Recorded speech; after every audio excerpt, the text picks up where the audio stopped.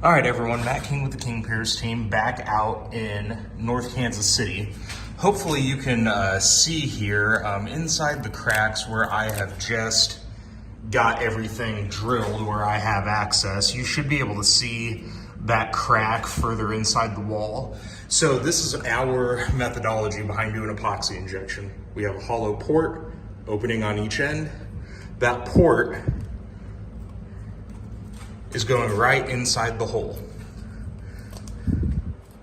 So the reason behind that, when we seal this in with fast setting epoxy, that is going to be what allows us to then inject epoxy through that port. Because the epoxy that we're going to seal here in a second gets so hard that the epoxy, even though there's a lot of pressure on what we're injecting into the wall, that epoxy holds up, so all that injected epoxy stays inside the crack. So again, you can see here that crack goes all the way through, so nothing, you can see where they tried to paste one of their ports. From what I could tell, they just pasted it on the surface of the wall, which does not guarantee, and in this case didn't get any of that material previously injected into the crack at all. So this methodology that we use, that guarantees that we're going to be getting that epoxy into the wall. So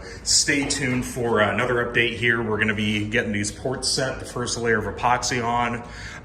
That epoxy usually takes about 3-4 hours to fully dry, and then we're going to come back later today, inject through the ports, cut the ports off, and then put a final layer of polyurethane over the top. So stay tuned. King Pierce out here in North Kansas City.